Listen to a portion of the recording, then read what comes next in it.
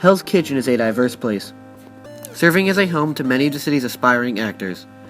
Time Out writes in its neighborhood guide to Hell's Kitchen that the name Hell's Kitchen came from the neighborhood's heavy Irish mob presence and its dangerous reputation.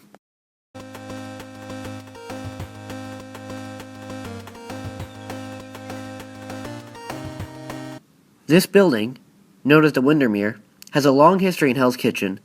The complex was built for women artists and writers in the neighborhood back in the late 19th century. Throughout its history, the Windermere has had some of the worst landlords in history, with one threatening to murder tenants who refused to leave.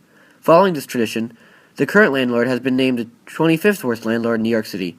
DNA Info writes that roughly 20 units will be set aside for affordable housing, a stipulation required by the city to compensate for years of harassment under previous landlords.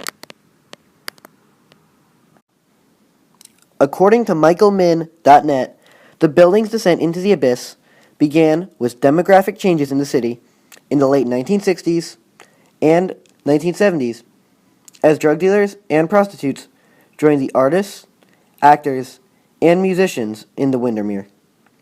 By 1980, the building is only about half full, and the remaining residents who had refused financial incentives to vacate were burgled, assaulted, and threatened with death. The harassment culminated in conspiracy convictions against the building agent, manager, and the superintendent in 1985.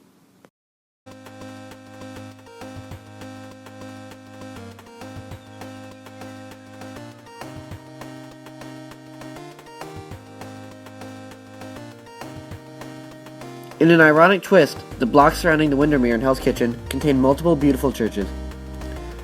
The Church of St. Paul the Apostle is only a block away from the Windermere. Hell's Kitchen was a predominantly Irish neighborhood throughout much of its existence, and even today it maintains much of the same influences that it has had throughout the majority of its history. However, large amounts of gentrification has occurred in the neighborhood since it originally became an enclave for Irish immigrants.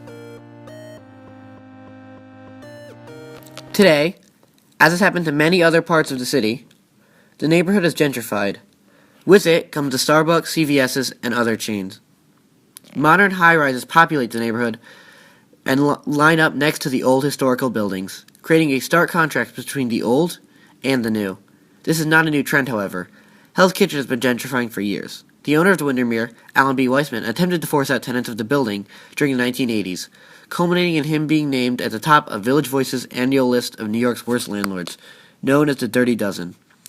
His attempts to force tenants out of the Windermere were ultimately unsuccessful, as in May 2006, 7 tenants still remained, until September 2007, when the fire department finally evacuated the remaining tenants and closed the building until repairs were made.